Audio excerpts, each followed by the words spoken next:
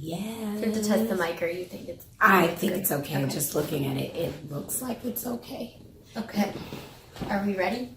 I think we're ready. I'm nervous about this one. Someone asked us recently, what was your most uncomfortable conversation? This one's going to top You think all so? of them. I think so, for me. Okay. Okay, so guys, we are... Well, first of all, I'm Christina. And I'm Jackie. Yep, and this is your neighborhood. So today we are talking about bias. Yeah. Biases that we have. Right. So we talk about bias all the time, but we never really go into detail on our own. And I think it stems from the episode on children and bias. Yes. It got me thinking about the biases that I pass on to my little citizens, like that I know that I need to probably work a little bit better at not passing them on. Right. But I do it.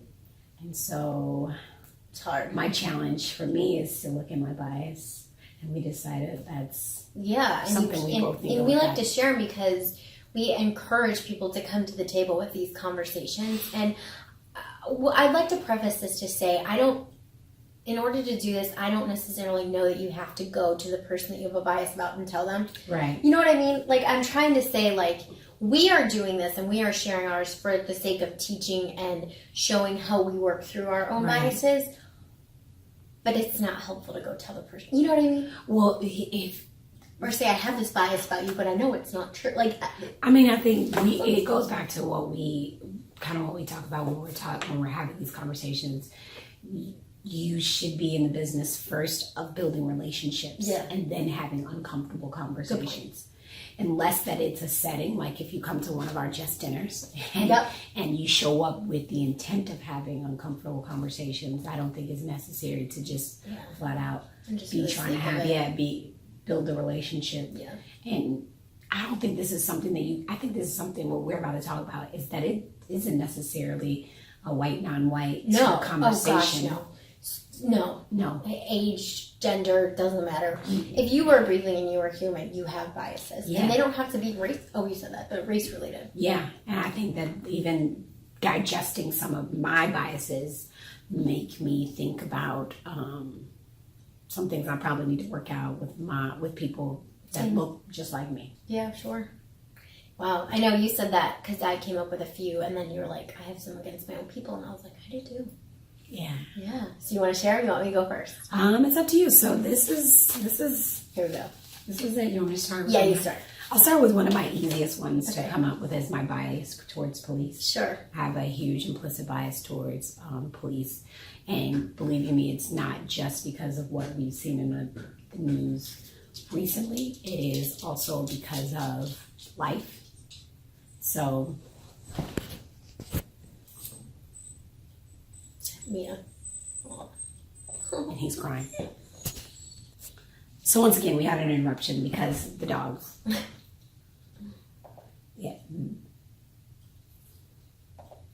Alright, so we had an interruption from the dogs. Because because like this, you're really in our neighborhood. Yeah. You're in our hood. And they love to be a part of the show. Yeah. But so I was saying my probably most prominent bias is with police. And I grew up in a place where I watched my mother get harassed by the police. I was harassed by the police. In thinking about it, going back to like when I really was cognizant of it, was middle school time frame that we had a lot of times the police they would let the European American kids ride their bike in the street. But then they would tell us that we would get a ticket or that we would be in trouble if we rode our bike in the street and we couldn't play in the streets. Or I remember a police officer pulling me over and he couldn't even give me a reason and literally like scraping something off my car, as my father's car or whatever, or knowing I can't go to certain sides of town because, like if you can't drive through certain neighborhoods because the police were known for pulling over people. And then, just being harassed in our own home sometimes, so like being harassed by the police in our own home and just watching what they did in the neighborhood, I grew a bias towards them. Sure. And even when we had something very traumatic happen to us, I know I've shared this, that we had a swastika painted on our house. The response from the police was just like so. It was just like, so I grew this attitude that police really don't care about, even though I had a great DARE teacher, Mr. Officer Mano was our DARE guy, and he was a great police officer, and I think there was that trust with him. But overall, as from middle school and even now as an adult, I feel some sense of hostility. Sure. When I'm, I mean, it's lived experience. You have real lived experience. Yeah, and even my husband and I have had experiences, and I try to push it back. I try to push it back in myself and be like, it's irrational. Yeah. But again, I think it's just trauma that you have with it. Yeah. It's hard to. So what am I doing now? I just tell myself, I have to remind myself that it's irrational. Not actually. Let me stop lying. It's not irrational, but everybody isn't that particular police department. I just live by the motto is I give everybody else the opportunity to fuck it up with me. So instead of taking individual by individual. Yep. And it doesn't, and I'm not just saying, I'm saying police in general, white, black, Asian, Hispanic, period. The uniform gives me anxiety. Yeah. It's that just on your lived experience. But I want to do better. Yeah. How about you? What's a bias? Yeah, so I would say one of mine was, and this is it's not lived experience, mine that black neighborhoods are dangerous. Yeah. And I know exactly where that comes from. I don't feel that way now, but, well, I mean, I do. It's hard. I go back and forth. Yeah. You know what I mean? Mm-hmm. It goes back from when I was living in Ohio and I was living in the suburbs, and it was just we knew that we weren't allowed to go to the city. Like, it was just kind of like my mom, I wasn't allowed to drive downtown by myself. I wasn't allowed to drive, which is very different because I had friends that lived in the city of Cleveland that were white. But my Bubba raised me, and for the most part, and she didn't even know she had bias. You know what I mean? Yeah. She wasn't being racist. It was just a fear, right? And we've talked about fear mongering before. Yeah. But because downtown was primarily African American, and so that's something that I have to work on. And I think I've definitely gotten better just because I've just in relationship with you. You know what I mean? Yeah. Like, I knocked 8,000 doors in your neighborhood and know that it's not dangerous. Mm-hmm. So I would say the way that I was able to work through that bias is lived experience. Yeah, I can tell you I probably share that bias. Mm-hmm. Do you really? Yeah. That's so interesting. Well, I live in a neighborhood now it is a mixed neighborhood for the most part, but I know that even where I lived when we moved out of the city into the suburbs, there was a certain section of the neighborhood that was just, you were more prone to get caught up in something or whatever, or even visiting some of my relatives in the projects. It causes anxiety because you just don't know. So there is that level of anxiety of going into some neighborhoods that are predominantly black it's scary. Yeah. It's scary. I mean, like, seriously scary. And I would say this just goes right into my second one, that's a big portion of the African community is poor. Yeah. Poverty and dangerous. Mm-hmm. And again, that bias has worked its way through, but so a lot of, let me say this, a lot of the ones I'm saying are ones I've had. Does that make sense? Yeah. Because I really am being honest. I don't have a lot of them right now, but that's because of the work that I do. And in Norfolk, I would say the majority of my friends are actually African American. So I've seen a different side of things. But before I had these biases. Does that make sense? It makes sense.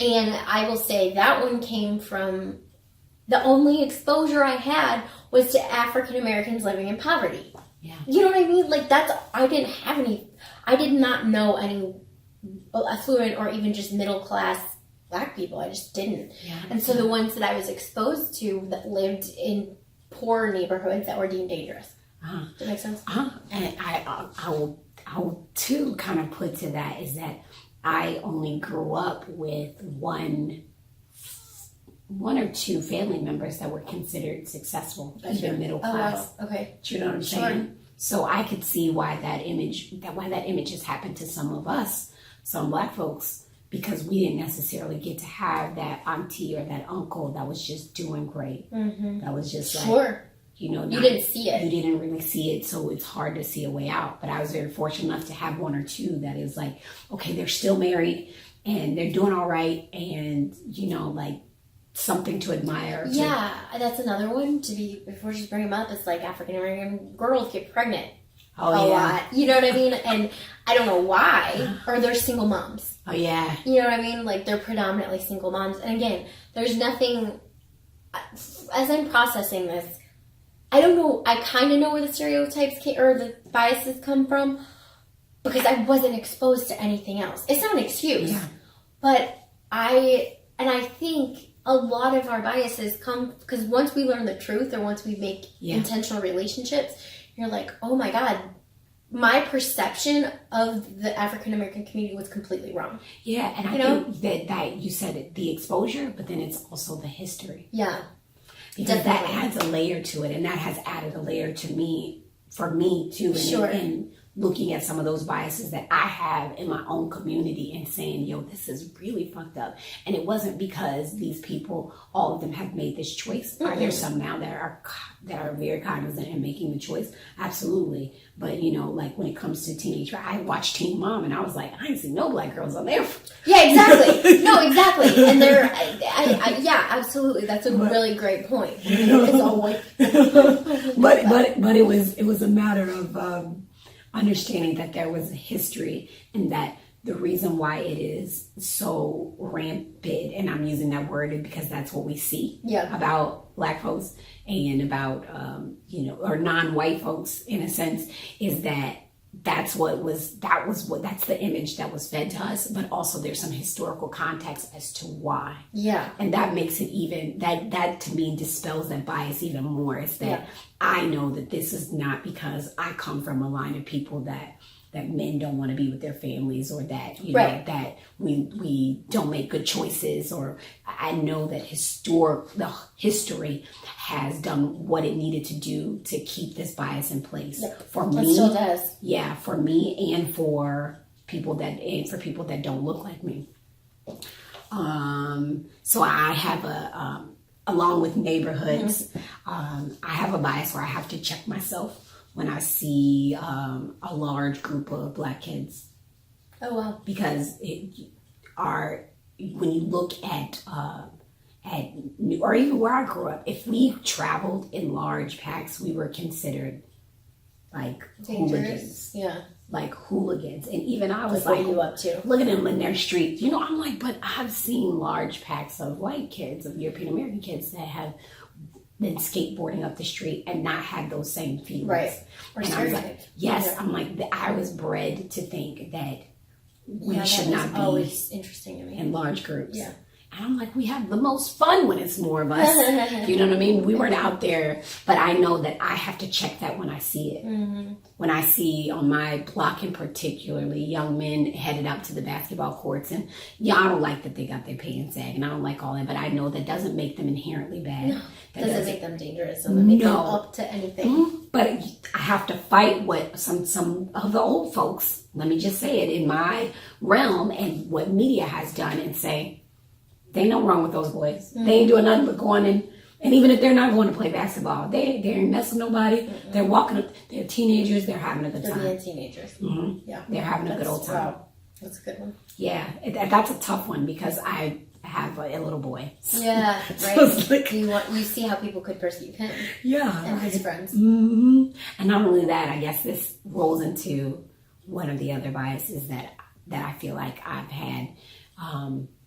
Of people in the neighborhood is that I do have this sense of anxiety when I see, because I chose this neighborhood, when I see a whole lot of white people in the neighborhood, European American people, excuse me, I feel like, okay, I get angst, like, is this neighborhood about to be gentrified? Yeah. Like, are they taking over? Are they? Yeah, I have a whole sense of like nerves and bias about co-opting, about are they, it's real. It's because I love mixed environments, but I know my bias says wherever European Americans go, they will take it over and they will push everybody, like in my head, and then history supports it sometimes, but I know that I tell myself I'm in a different place, and that may not necessarily be the truth. I just have to wait and see, but that's a huge bias. So I've heard you say that one before, and I've not been defensive, but been like, God, we're not all like that. Yeah. You know what I mean? And I can see why you feel that way based on history and based on,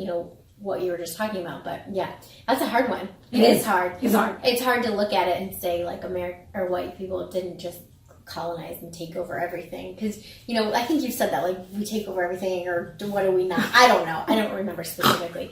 But I remember being like, oh, God, I could see that bias. Like, I don't believe that bias because I don't see it to be true, but I can see why you do. Yeah. That makes sense. Yeah, it's hard. So that is a good segue into my next one, because mine are about white people, my people.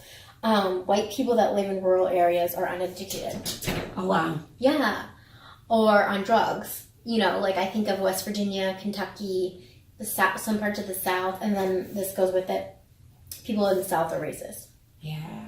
Because I lived in the North. You know what I mean? And it's so ridiculous because it's nothing. I mean, there's racist people in the North as well. It's actually, some of the most racist people have come from Ohio. Interesting enough. And this is a side note. I always found it interesting when people from Ohio had Confederate flags on their trucks. Yeah.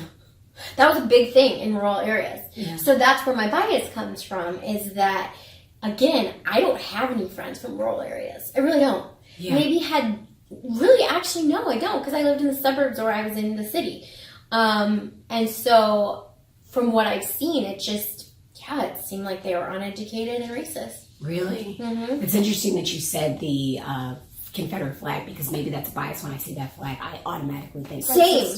Sometimes, I'm not even going to say a lie about this. My neighbor has a American flag and a Blue Lives Matter flag on a big ass truck, and to me, I'm like, yo, you got some racist views. How crazy is that? Bias. Bias. But how unfair is that? Yeah. That really is unfair. On my part, it's an American flag, and that is a bias. When I see people flying a huge American flag on a truck, if I see a truck, I'm with like, the lift kit. Yes. Yeah. And I see a white, dude with a beard and flannel, and like, oh, you got bias. I know you do. Yeah. That is so unfair. That's unfair. Yeah. Because, like, even with my neighbor, like, that's ridiculous.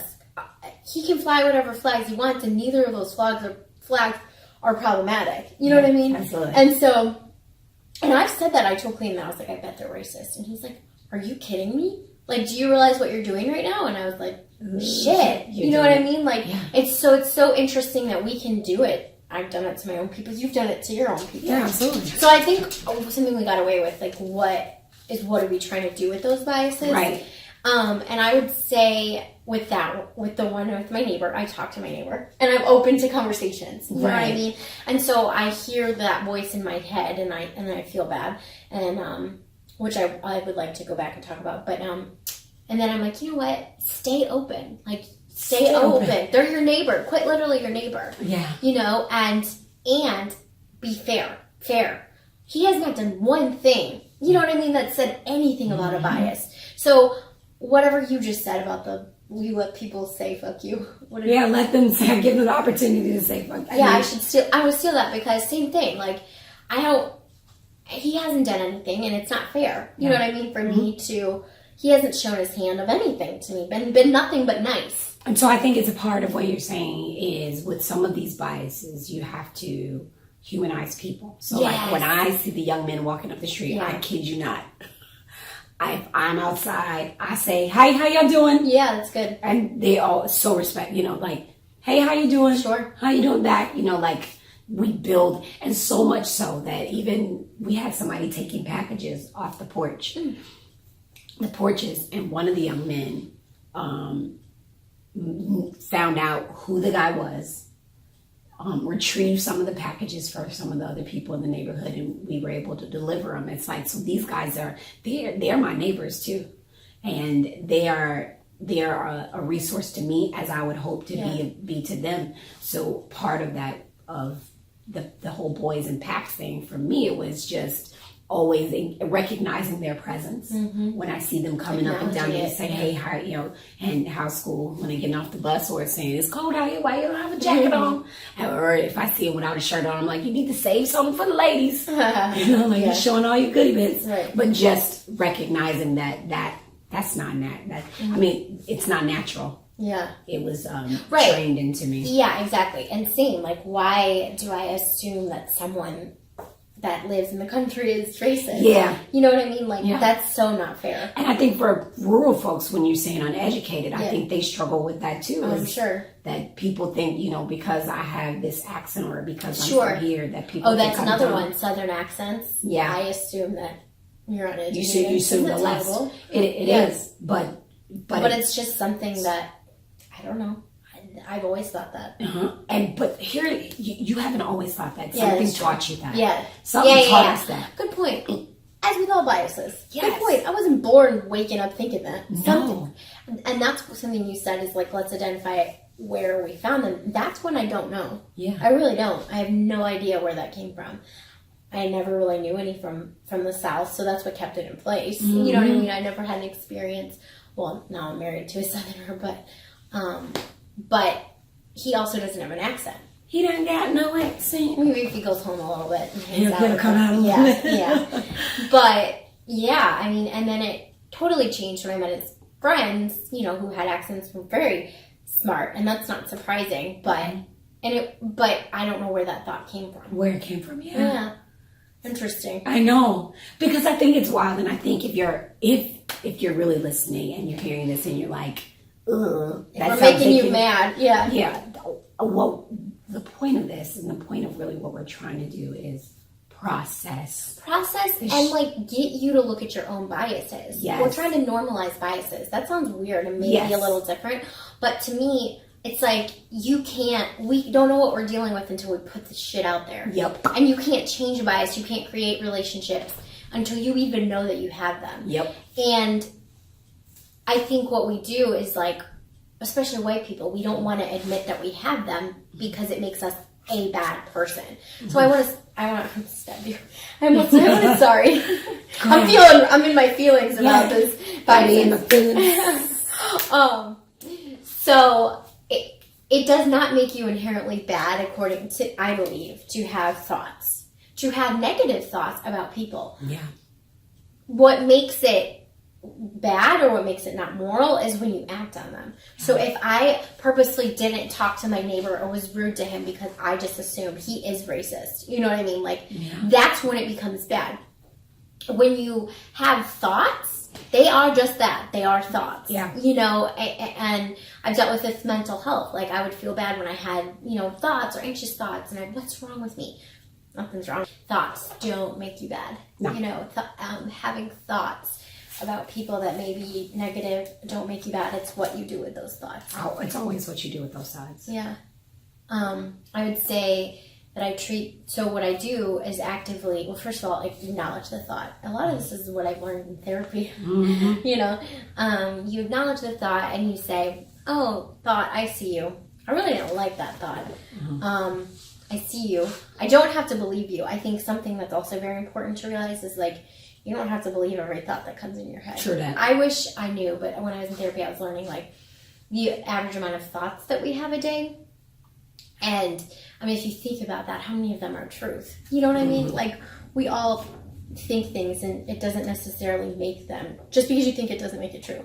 Yeah. And so I think the important work is to acknowledge the thought and then question where it came from. Yeah, that is the hard part. That is the hard part. Is because it is. When I am acknowledging where some of this some of my biases come from, some of it is rooted in truth. Sure. And some of it is because somebody else said so. Right. Or because those are mine. Or someone else said so. Yeah. And someone in power. Mine have been, people in my life that I trusted, that I looked up to. And I will say biases start young. Yeah. I really believe that. Well, mine did start young. My one about the city and black people, black neighborhoods being dangerous. And it came, and it's interesting because it came from my family, but I really don't believe it came from a place of malice. It just, what they had seen on the news was that crime. You know what I mean? So they had never experienced an African American community. And so they just believed in the stereotypes and never felt the need to challenge them. And I think for me, what's powerful about what we're doing is we're identifying them and calling you guys in to challenge your biases.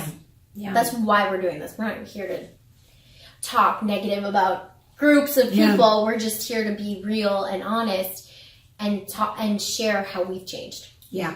Or are working to change. Working to change. So another bias that I have is specifically towards men, which is I don't know that how I'm going to work through it. Like I'm fumbling on it. I don't know how I'm going to work through it, but I just don't suggest men with young children. Sure. And I was never sexually abused or anything like that as a child, but I have been assaulted. And I know that I spent a lot of time in therapy just trying to work through even letting my own husband do things with my own children, specifically my daughter. But I really I have a thing. It stirs up this feeling like all men are not dangerous. I was just going to say that. That's mine. I've witnessed domestic violence from a young age. And mine is men are dangerous. Men are dangerous. Men are inherently dangerous. And I will put it out there. I mean, I still to this day when Clayton and I fight, I was just telling my therapist this, I'm afraid he's going to raise a hand at me. Yeah. That's not going to happen. Please, I'm not trying to put that out there. But, he knows this and he's heard me say it. There's not one part of him that I'm afraid of. Right. Like, it's not him. It has nothing to do with him. That men are... anger with men equals danger. So if a man gets angry, my life is in danger. And all men are like that. Mm-hmm. They're not, but you know what I mean? Like, I've had that bias. And so getting married was hard, because you're going to argue. Like, if he raises his voice, I'm still afraid, and so I assume that. And so it's been hard for me to be with men in leadership positions, even at work, because I've been afraid, for something. And so I just assumed that all men were dangerous. And of course, that's not fair. I mean, I'm married to a wonderful human being. Yeah. That would never happen, just never happen. And so, but there's still that bias and fear there. Yeah. And, now that I'm processing this, a lot of times these biases come out of fear. Yeah. Because I know that, like, my family, and then when they didn't want me to drive downtown, it was not malicious towards anyone. It was just they were afraid. So when we listen to fear, and fear is a very powerful emotion. Yeah. When we listen to fear, it keeps those biases in place, and it can be paralyzing. Yeah, when you lead with fear instead of facts, you ultimately are making probably a damaging situation. 100%. Yeah. For yourself and for the people around you, because I know I have to live with the number of experiences that I prevented my daughter's father and her from having, my husband from having, because of my own fear, because of my own bias. And there was nothing there that would show you otherwise. You know what I mean? Yeah, right. And it was, absolutely. It was, I've been sexually assaulted twice by people that a person that I thought was a friend, and then a person that I just kind of knew casually. So I have this level of distrust 100% towards men, and I'll say that even extends, as I've said before in some of my biases earlier, that extends to European Americans. There's a certain level of just distrust, and I have to constantly have this conversation in my head about, okay, is this real? Like, Jack, is this real? Has someone shown you this? Like, and that happens all the time. That's why I can't stand being me sometimes, because it's a lot of work of like trying to process people. Like, it's everything is a difficult math equation, and so it's like I feel like I'm to be in your head. Maybe I'd be tired within 5 minutes. You probably be tired. But it's just, everything is so, it's everything is a production to me in its own right. Just genuinely having relationships and dealing with my own biases. Again, that comes out of my own lived experience, that I just am like, holy crap. Yeah. And then learning the traumas of other women in my family, I'm like, well, and then same for me. Like I could see exactly what you're talking about. I can't relate to the race part or cop part, obviously, but so you have historically had some bad, like numerous bad experiences with cops, right? Absolutely. And so for me, I've seen and had numerous bad experiences with men. Mm-hmm. And so that bias is very hard for me to work on, mm-hmm. because my brain wants to go, but look at the fact. You know what I mean? Mm-hmm. Because they are facts in our lives. You know what I mean? Like, your experience with the cops is very real. My experience is very real.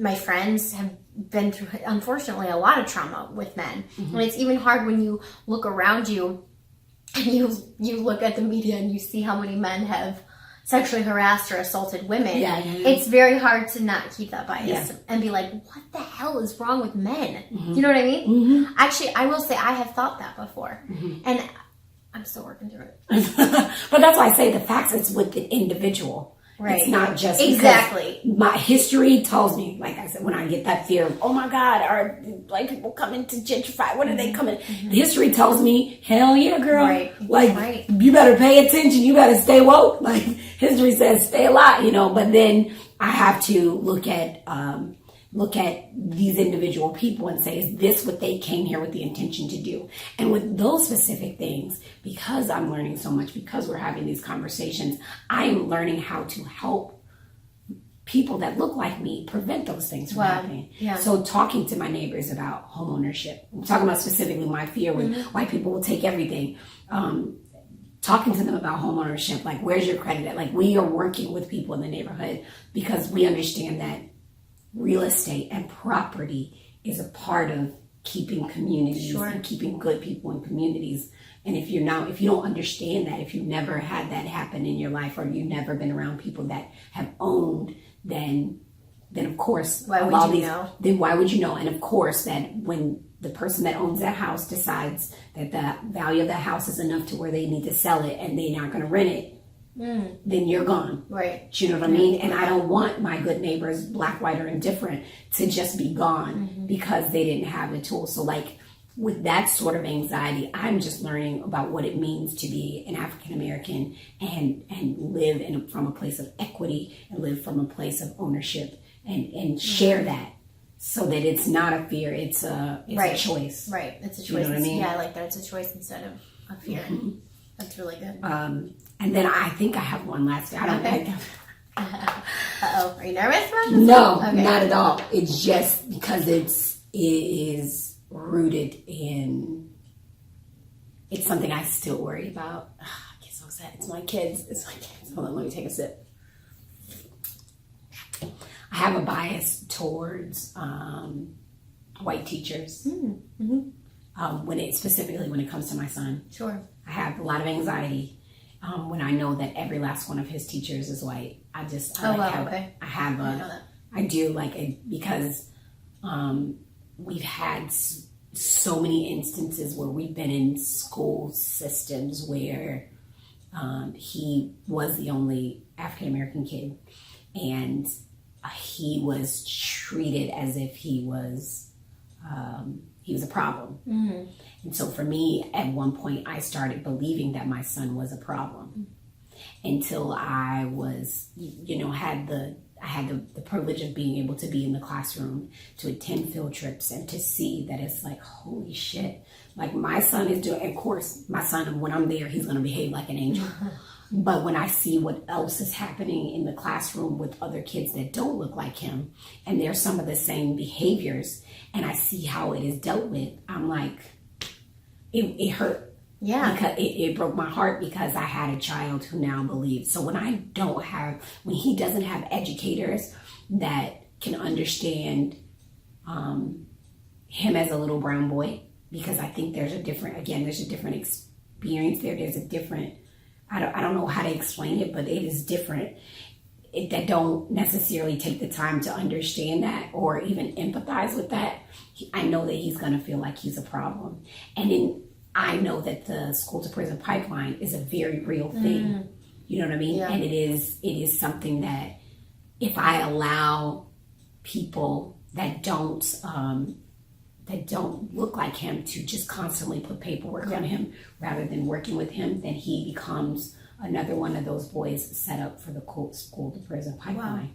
Wow. And it scares me. Imagine if you're not even aware of that as a parent. You know what I mean? Mm-hmm.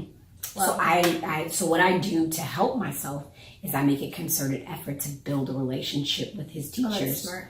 So that they humanize my son and they understand that he does have good parents. Right. And that he doesn't come from a place of where no one gives a crap about him. But then it worries me because I know that there are little chocolate boys and girls that don't have parents that are able to do that or know how to advocate. Right. You know what I mean? Right. It hurts because I think you can't save everyone. Nope. And it does a disservice. So I have this thing about I wish that there were more men that were educators. I wish there were more people of color in our schools. Yeah. That as much as I have the bias towards men. Yeah. I feel like there's something to a male educator though that you wouldn't get with a female. That would be great. Yeah. That's a great point. It is. I know that as a young boy, as a boy in general, there's some things. And prime example, the other day, my son had a substitute teacher and he acted a donkey. I mean, he showed his ass. The son had to call. She called me. But it was a retired little old black lady. I know it was her. And she was like, listen, I am not going to put paperwork on him. I was there for that. She's a great teacher. She was great. She was like, I'm doing it. She's like, I don't want to do that to my boy because I know what this school system will do to our boys. Yeah. And she just flat out said it. She was like, I'm just going to tell him that I'm going to do it. She's like, but I'm hoping that he gets his. But her even acknowledging that there is a system set in place and that I understand that it is peer pressure. I am a substitute teacher and he wants to put on a show. Right. But I can look at him and tell he ain't got no business doing this. Mm-hmm. I'm going to call you and let you know. Like it's that sort of relationship building. Whereas if that was any other kind of teacher, any other teacher other than that one that looked like him and understand the plight of the little kids in his community, it would have been just like, go to the office. Yeah. Go to the office. Because they wouldn't understand. Yeah. That he's not to say that little brown boys are rowdy, but there is something to all little boys are kind of got this craziness to them. That's true. They do. Yeah. So I was grateful. She was good. I feel safe. And I feel like I don't worry about my daughter so much because young ladies are held differently, but I do get nervous when all of his teachers are Caucasian, women specifically. There's just different lived experiences that we know that. Yeah. Wow. Well, I don't have any more that I can think of. Do you? No, I'm looking at my, We shared some real truth, though. Yeah. It was uncomfortable, and we made it through. So how do you feel now? I mean, it's just, Woo!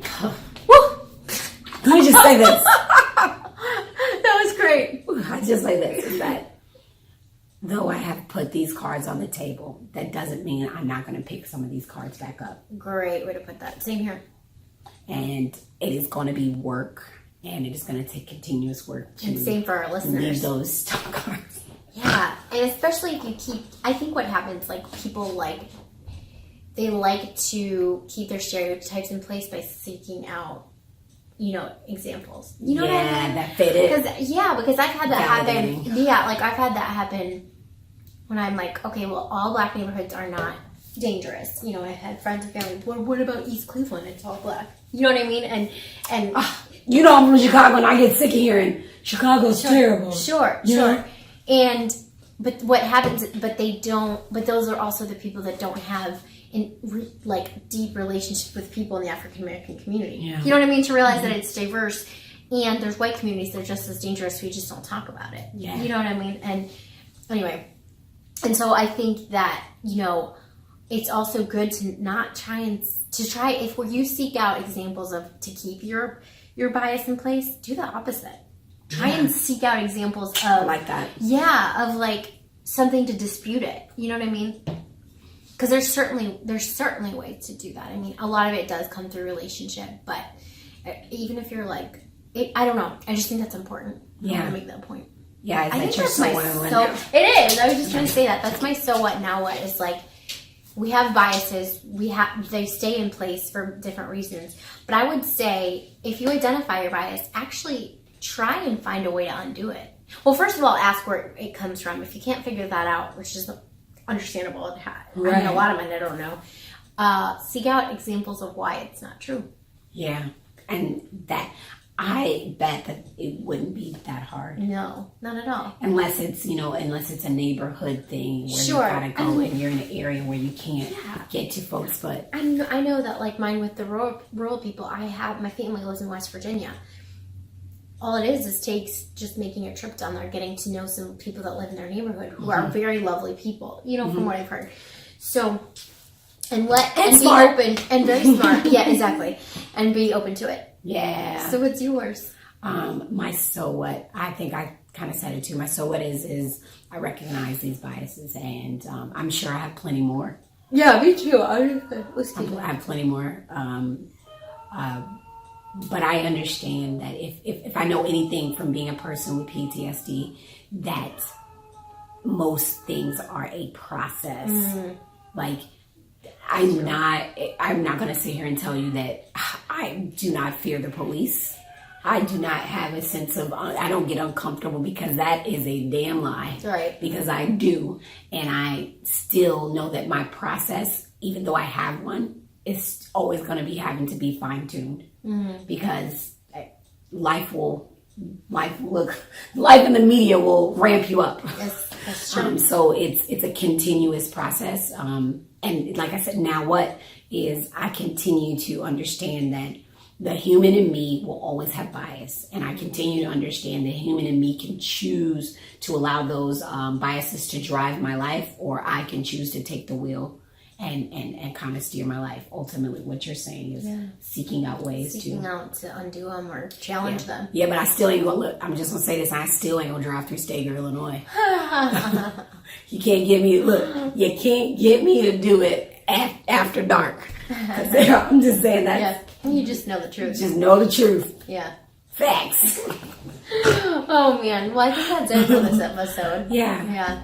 Well, thank you, Yeah. Christina, for sharing. You too. Thanks. And we were open. Yeah. It wasn't as bad as I thought. No. I don't know why I thought it was going to be bad, but it wasn't bad. You are not alone. Thank you. I'm here with you. That's true. All right. I think we can do this because we're friends. Yeah. Yeah. So, All right, guys. Well, thank you. As always, stay open, stay curious. and make it a great